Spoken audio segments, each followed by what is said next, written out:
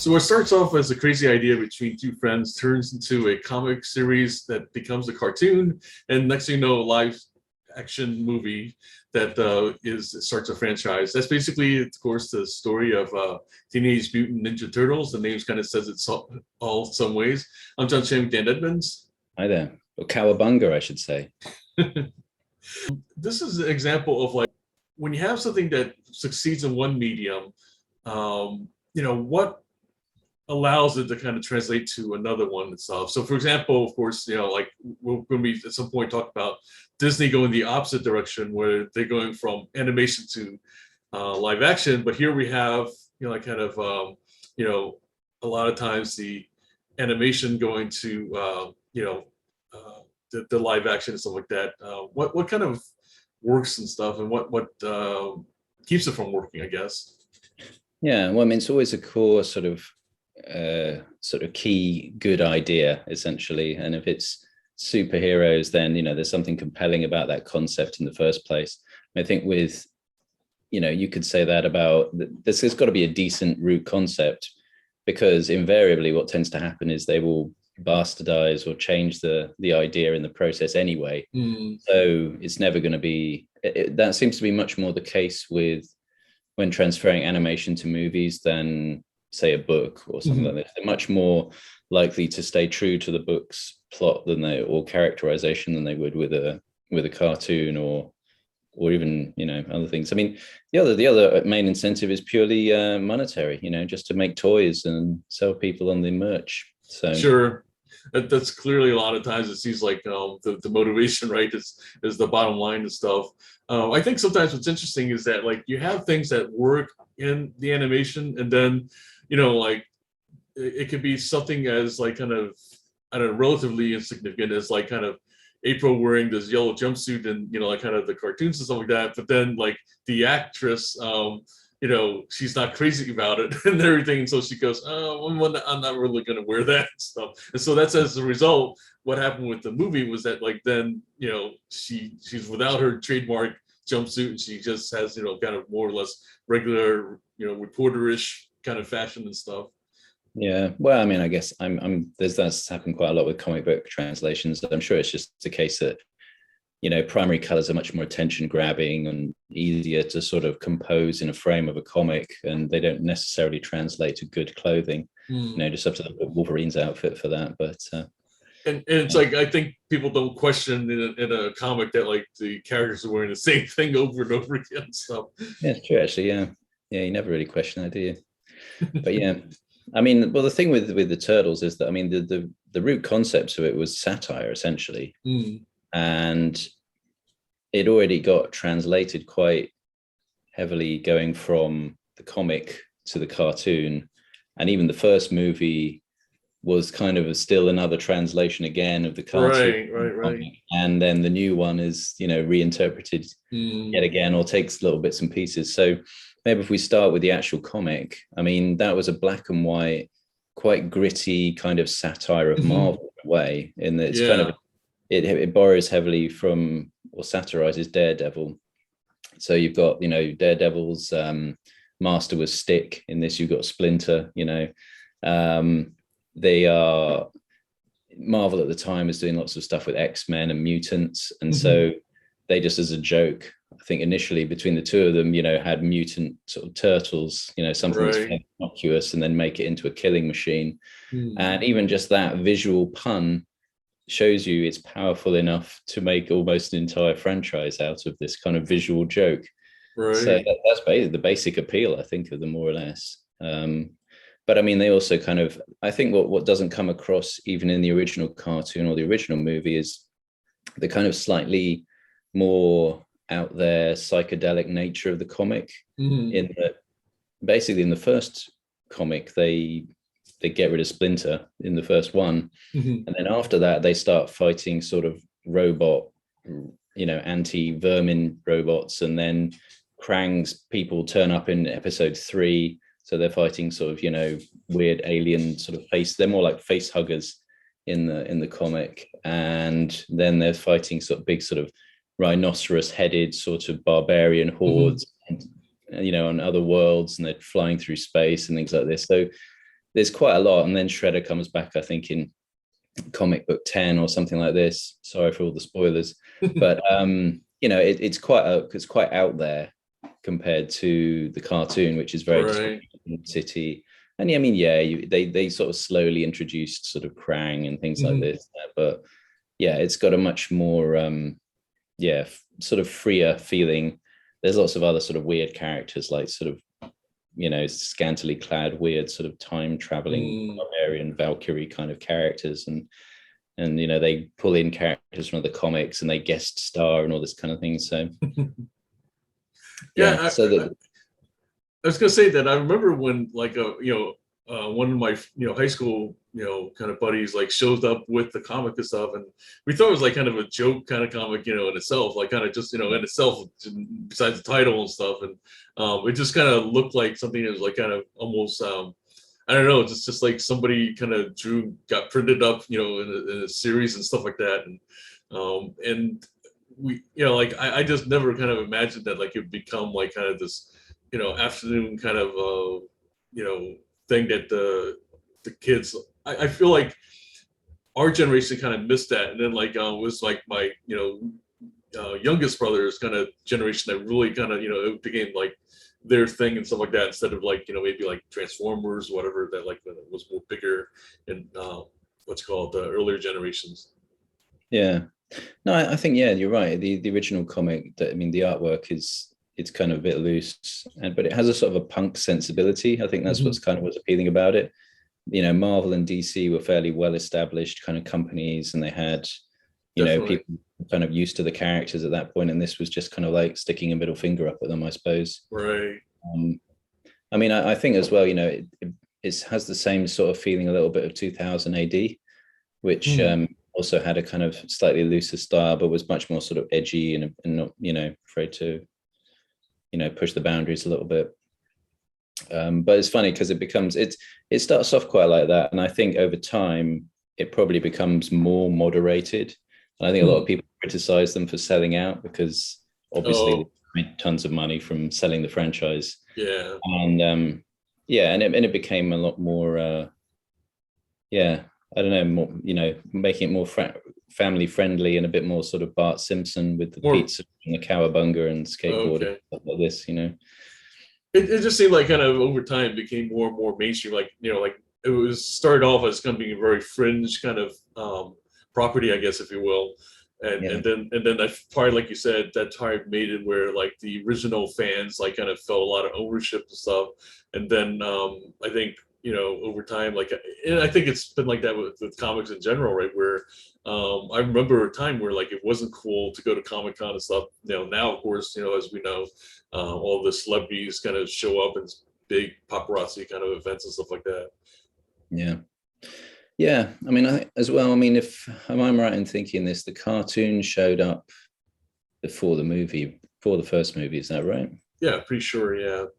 In fact, I think that's kind of like what really, we'll talk a little bit more about it. That like kind of it blended the the movies themselves kind of have some elements that were from strictly the cartoon and stuff, or the afternoon cartoon, and then that almost in some ways contradicted or kind of mixed the things from the original comics along with, like, in other words, the cartoons have their own kind of folklore in some ways, and then the movies kind of blended that along with the original kind of I guess nowadays it's all about canon, right, stuff. Yeah, you're absolutely right. It's almost like they reinvented the whole sort of canon for the cartoon, and that became pretty much the basis of how people perceived the whole world of it, really. Right. It's from the get-go, it's April O'Neil and Shredder as the bad guy, and that's kind of it, really. Fun fact, Shredder was derived from a cheese grater, apparently. They decided in the wrong hands a cheese grater would be like a dangerous weapon. So. Right. But yeah, which kind of, I guess, goes to the opposite of course, the pizza fascination and everything. And so I guess let's dive into the first 1991. Apparently, like this was the highest grossing indie film, to that time until the 1999 Blair Witch Project. So that's in itself a really interesting kind of thing that like, so I mean, so here we go from a pretty niche kind of comic, and then afternoon cartoon, and then like kind of it's this indie film stuff that basically I was watching an interview, and it really does seem like kind of the folks involved, there was like kind of to some degree of relatively like kind of an indie feel to the casting, to like kind of because both the girl who plays April O'Neil, Judith Hogue, and also like Elias Koteas, who plays Casey, they're definitely by no means like kind of as we'll see like the the Megan Fox kind of level star and stuff like that. Yeah, I mean, it's no one really that you recognize in the cast. Mm-hmm. I mean, probably the bit that most money got spent on Jim Henson's animatronics, yes, for this, I'm guessing, yeah, which apparently were a nightmare to work with. They got hot time, and yeah, but then I mean, all things considered, that it's quite sort of well done, and it's one of those things where, I mean, you kind of knew it was fake and people running around in rubber suits. It has a certain sort of charm, a bit like I don't know, watching any of his stuff like the Dark Crystal or stuff. Yeah. There's a certain sort of charm just to watching good animatronics or puppetry and things like this anyway. So you don't, yeah, it doesn't really, maybe I'm just too sort of nostalgic. But no, I think you're right, and I think there's like, I think some of a suspension of reality too, because I think there's a quality to Jim Henson's kind of puppetry that like you kind of like you said with Dark Crystal, or just like kind of various other like the Muppets and stuff like that like you're looking at puppets, but you suspend this reality. There's something to like kind of because I think one of the things is it's the craftsmanship that like they spend so much of their effort on having the characters be able to kind of emote, like so even if like you're looking at a puppet, but because of just the the varying degrees of kind of anthropomorphic kind of qualities to it, that I think we just kind of just go, okay, I know I'm looking at puppet, but I like it though. I like I like what I'm seeing. So. Yeah, there's a certain sort of fascination with seeing our own sort of emotional responses recreated mechanically or with puppets, because it's kind of, there's that in itself is quite interesting and captivating to watch. But yeah, definitely. Yeah, I mean, it's the other thing I noticed that, so I mean, there's not a huge level of depth or complexity, I don't think, to the movie. But the thing that stands out is this thing of, it's young teenage boys are, right. The problem, and they're kind of being rounded up and being corrupted by Shredder. Right. But ironically, he's teaching them sort of discipline, hard work, teamwork. Right. These things that it's not really that bad in all. It's just a shame it's directed towards crime. So the values are pretty good, but I guess at that point we're all kind of quite anti-authoritarian in our outlook in society in general for the youth. So discipline and hard work and things like this aren't necessarily, that's like for losers, dude. Well, I mean, to me, like a lot of that reminds me of our discussions with Karate Kid, where you have this like kind of need at that age for some kind of guidance, some kind of parent figure or something like that. And so you're either going to have it with a Shredder, a darker kind of thing and stuff, or like kind of a more enlightened, I guess, father with like Splinter and stuff. I think that's kind of just and it's kind of in some ways echoes the stuff we saw around the 80s and 90s stuff, right, with drugs and gangs, that like you either had like kind of the gang as your family, or you had like maybe more positive kind of role models and things like the YMCA, or kind of I remember like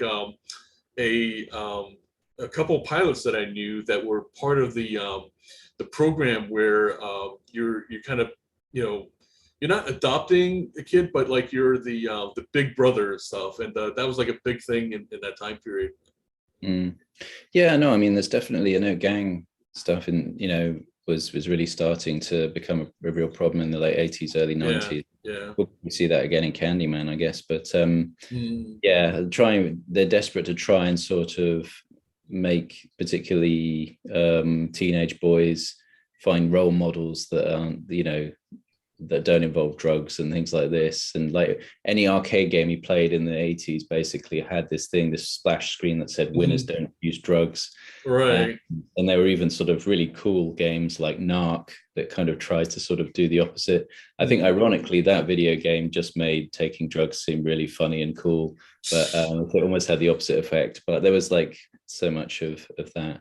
Speaking of which, actually, one of the best, I think, interpretations of that kind of gathered up most of the comic lore and the original cartoon, or a good blend of it, was actually the Konami arcade game, because it actually included a lot of the characters from the original comic as well as the cartoon, and blended them all together. But it did it in such a cool, satisfying video game that yeah, that was really good fun. I mean, who doesn't want to play as all four turtles and beat up?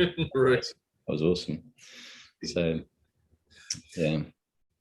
And the other thing I think is kind of interesting that these shows, like the tension, right, of like kind of that happens with brothers, like kind of, I mean, they're kind of forced together, and like kind of again, like it just seems like a natural kind of part of like kind of growing up as a teen and stuff, and then you have these brothers and you're kind of trying to each find your place in the world and stuff.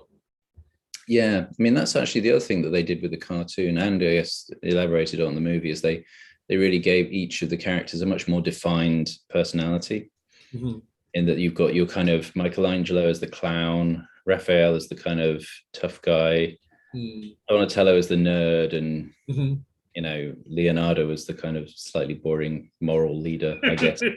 And gave them colors to make them all sort of like clearly, right. You could identify even, with any of those kind of characters as a sort of a teenage kid, or probably even younger, really, with the cartoon boy. Well, then I kind of that definitely is part of it too, right? Where then you have a reason to get the the different turtles as like kind of action figures, right, and stuff. Right, because like maybe you have a favorite and you identify with it, so you gotta have your favorite particular turtle. Yeah, you save your first $20 for Michelangelo, and then $20 for Raphael or something. Right. So.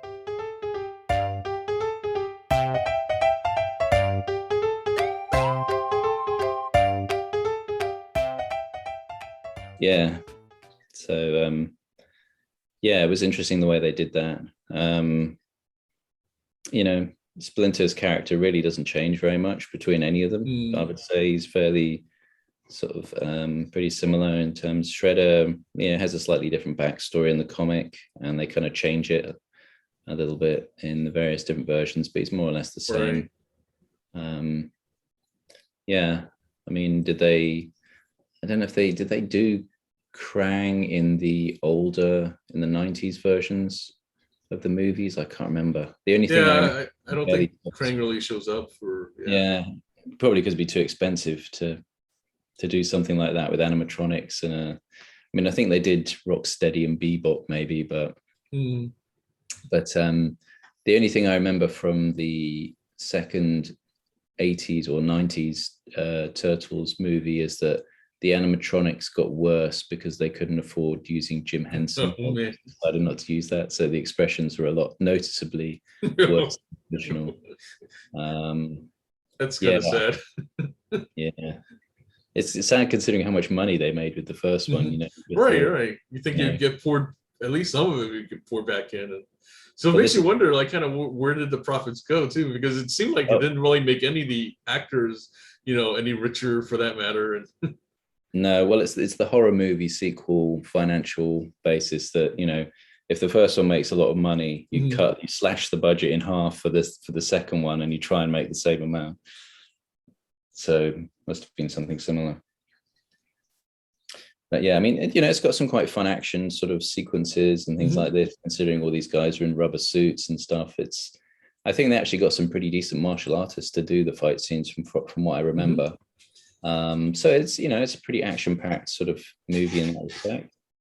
And Yeah, it's fairly sort of harmless, I guess. I think similar to kind of like the Mandalorian, though, that like it really, like other than the live action or the actors that appear like kind of in their actual form and stuff like that, it doesn't really advance the careers of these folks who are in suits. Yeah. No, it's yeah, not even for the martial artists, I get, because I remember I was reasonably into martial arts at the time, not actually doing a lot of practicing of it, but reading about it and things. And there were interviews with all of the people who were sort of who were in the suits of the turtles. But yeah, not many of them really went on to superstardom by any stretch. But yeah, I don't know if you heard that like Pedro Pascal's push for like in his contract in the upcoming series to kind of appear more out of the costume. Gee, yeah. I wonder why. Because I haven't seen him in much else, to be honest with you. So no. I mean, I'm guessing it's paying him a lot of money, but yeah. He was such a memorable character from Game of Thrones that that obviously was a good platform to launch him into other things. Yeah, it is interesting that we haven't seen much of him since The Mandalorian. But yeah.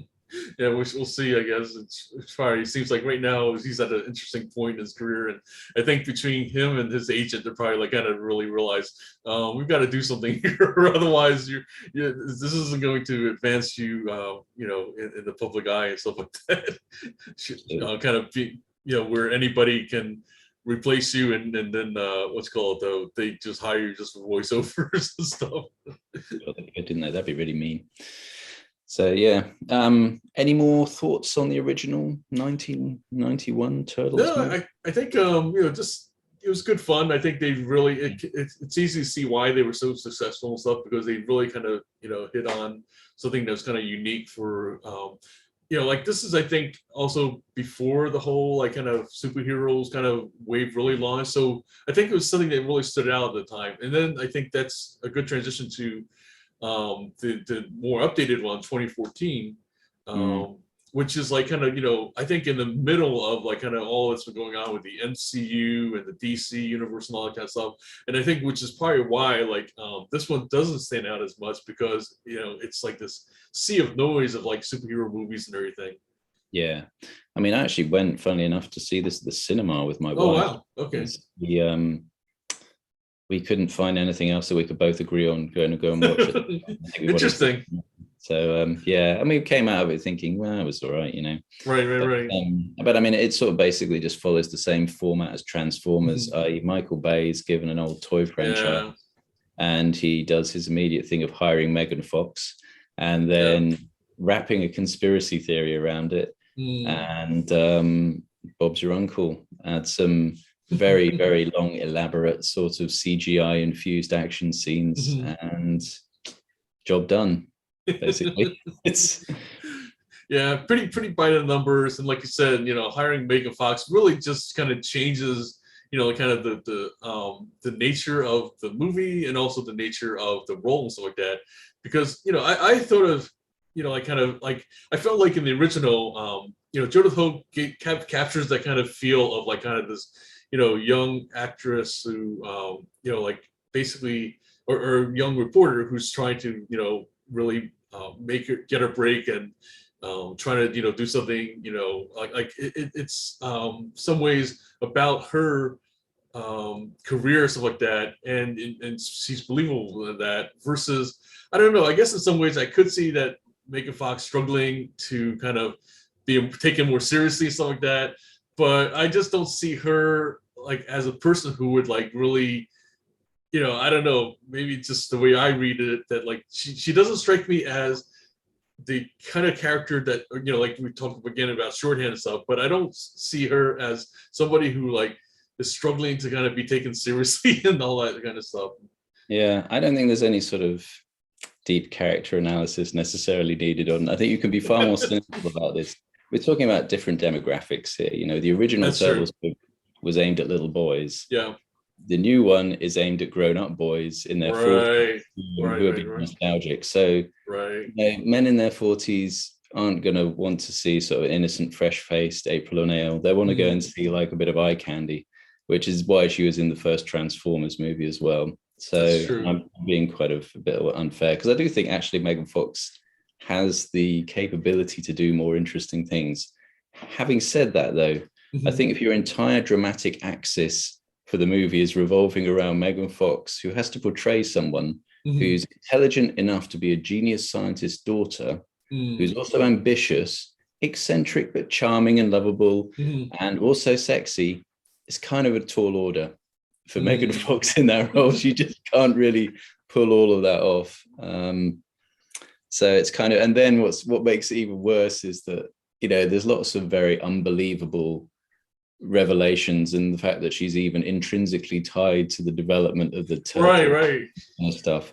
The fact that she has to also try and act her way through that, like, oh, I was the turtle's sort of, you know, pet mum, and oh, they're actually in the serum, and oh, it's Sax is about, you know, it's really pushing the envelope for Megan Fox's capabilities, I think, especially in this. And the humor kind of feels forced, where like different times she's like having these revelations that like sound crazy, and she knows it sounds crazy, and you know, like kind of like, you know, Whoopi Goldberg, you know, doing like a cameo as the boss and stuff like that. That she's kind of like, you know, trying to react to it and like kind of, you know, like get the laughs of like kind of how crazy, you know, Megan Fox's character sound. I feel like it just kind of doesn't quite click, you know, like kind of, I mean, it's like you said, it's already a stretch to kind of play all those things and stuff like that, and then like to on top of that, to try to make this kind of humorous that she sounds like a crazy, you know, conspiracist. It's just, yeah, I mean, I think it's just really way beyond the scope of, you know, what her capabilities are. So yeah, at least in this format, you know, I think you know, it's kind of and then you got Will Arnett as right. Will Arnett is the real sort of viewer surrogate, because he's like the sort of 40-something guy who's trying to hit on Megan Fox, and is kind of there going, oh, this is all a bit stupid, but you know, I'll go along with it. Yeah, go along with it, you know, which is kind of what Michael Bay wants for his viewers. He's just like, yeah, we know this is kind of totally ludicrous, but let's go along with it, and I'll make some money and show you some CGI or something like this. So yeah, and then you got William Fichtner. That's how you pronounce his last name, but he's pretty much sort of 1-800 bad guys are us. Yeah, seriously. But he does a great job, and he's one of these sort of actors that isn't particularly well known, but he always makes parts memorable. Like even in The Dark Knight, as the sort of the bank teller who confronts the Joker, he's still memorable even in that little part. Yeah. So I'm kind of like, I'm sort of an odd fan of his. He also has just got this real skeletal face that's really sort of comes out at you all the time in movies. You just think, well, I wonder what his body fat percentage is when you look at him.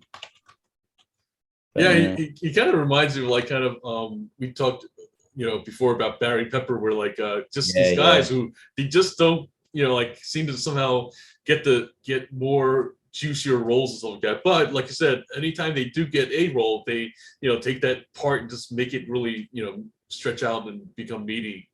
Yeah, it's funny. He's like one of these. There's this thing and I've watched far too many Natty or Not videos, but there's this thing that they talk about when like bodybuilders really are cutting in that phase. You know, when they get down to such low body fat, they call it the death face. It's when they're such low body fat that you can kind of see their skull underneath. And I feel like actors like Barry Pepper and this guy, they kind of have a permanent death face all the time, which makes them perfect for bad guy roles. And the other thing that's noticeable in this is they've tried to sort of even more visually differentiate the different turtles. So, you know, Raphael is now absolutely massive. He's like the sort of real sort of tough guy, and Donatello's got sort of glasses with tape in the middle, covered in technology, and Michelangelo's just got some really terrible dialogue. And Leonardo is once again the sort of banal moral leader with no personality at all. But yeah, but they sort of make them physically sized different as well, which is kind of interesting. Like Donatello is noticeably a lot smaller than Raphael in it. But and yeah, I think, you know, like it's interesting how like as we get some of these franchises, as it becomes more kind of blockbuster and bigger budgets, of course, go with that. They do make a decent profit stuff, but then like kind of it's kind of seems like other than like trying to do something like that that's kind of relatively superficial to kind of make things distinctive. This kind of really like just even your reaction where it's like kind of to watching it's relatively kind of everything's kind of feels like it's watered down and kind of toned down and stuff like that, of like the things that kind of made it a like kind of a rogue kind of comic, and the things that kind of really just the indie kind of qualities to it and stuff. Yeah, I mean, in the first half an hour, I was actually kind of thought, oh, maybe they are actually, because it's got a darker kind of grittier, or at least attempted kind of grittier tone. Right. And it makes you kind of think, oh, maybe they're actually going to try and be a bit more faithful to the original comic. Because I can kind of see, I can kind of see the original, if you were trying to interpret the original comic, it would come out more like a sort of a James Gunn style movie, stuff that had sort of eccentricity, but wasn't afraid to sort of, boundary, but have some sort of more interesting characterization. It doesn't sort of go that route. No. I mean, he basically just tries to do Transformers again, but with a different franchise. Right. And I think the reason Transformers kind of worked is just because of where CGI had got to at that point. And it was really interesting to see that sort of level of complexity of computer graphics put into daytime scenarios. That for me was like, I didn't even really care what was going on in the movie. I just wanted to see the robots walking around, because the effects were quite a showcase of CGI. Like you buy a new TV or projector and you want to put Transformers on because it looks really interesting. Right. But of course, I mean, that doesn't really work so much with the Turtles because everything's at night. Well, everything's at night, and it's kind of like, slimy turtle skin isn't really as interesting to look at. Lots of facets of a robot or something like this in terms of CGI. So and I almost kind of like liked that about the Transformers movie, because it was so superficial and so about the special effects that it's almost like the plot was almost just like a computer graphics demo for 2 hours. Right. And I quite happily watch that, but it's, I think in this one, it's the idea of trying to sort of add a dramatic element to it. It's when Splinter's crushed under the rubble, there's all this kind of like, searing orchestral stabs and everything sort of being very serious. I think, come on, we're all 40 years old and we've been looking at Megan Fox's cleavage. We're not going to care. Don't need to spend 5 minutes feeling sorry for Splinter. It could be more knowing and postmodern, and that might actually make it more sort of appealing in a way, I think. Right, especially if did something kind of comical at that moment and stuff, and kind of like that. Like you said, I really do think that James Gunn would have done a much better kind of more interesting movie and stuff, because he would have played up some of those elements. Yeah, I mean, it kind of, as I say, Transformers tries to sort of take itself seriously, but it doesn't matter because the effects are so good. In this, it does it, but the effects aren't as good, so it doesn't work, basically. Right. Interesting. Yeah, I think that's pretty much says it all, stuff like that. Unfortunately, I mean, there's not a whole lot of to discuss about it, and overall the box office, it did like kind of okay. I mean, it's not a huge success and stuff. Like kind of 3x the money for them. I think that's sometimes telling them like kind of how like kind of like, oh, people watched it, so like people turned up for it, stuff like that. Especially I think the fans, but didn't really like kind of build the momentum to kind of make people go ooh and on, kind of go see it again. I mean, that's the other thing that we see with movies of this kind, that like the second weekend, right, if they're like there's this kind of build up of even more audience and stuff, that really says a lot about the film, and I don't think they really had that stuff. Yeah, I think that's going to be interesting to see with the latest crop of Marvel movies, because it seems like Black Widow really didn't do very well in the second week, and yeah, I'm really curious to see what happens with Shang-Chi when it finally gets released in a week or so, see how that does in the second week. Because there's this is one of those ones that so far, lots of positive feedback, but I don't know if that's going to translate. I mean, it's obviously the environment at the moment is not a great one for any movie. So Yeah. I mean, it's on the one hand, these been anticipated. Like kind of, Black Widow was supposed to have gone out last year, but like here we are a year later, stuff like that. But meanwhile, too, like like the theaters are overall like kind of people are easing back into the idea of going back to the movies and stuff. Yeah, I mean, the Suicide Squad, I watched that in the cinema, and that was pretty good. But even that hasn't done very well. So that shows you, I think, really, it's not a great environment. Yeah. I mean, I was trying. So if we had to remake, because of course it will get remade.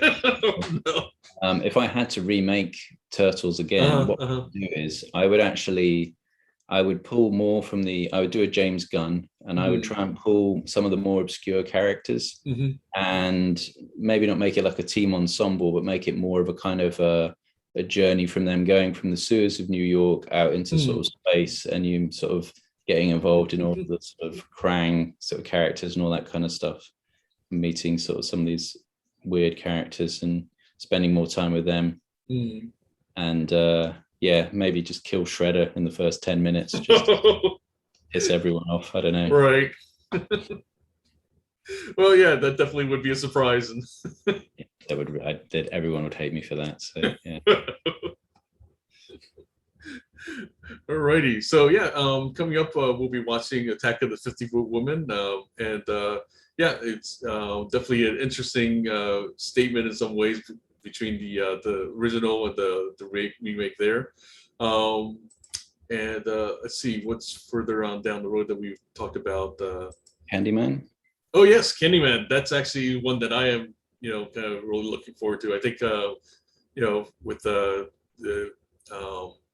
Jordan Peele kind of at the helm of the remake, we have high expectations, and I think he won't let us down. So, once again, John Chang with Dan Edmonds, and we'll see you at the movies.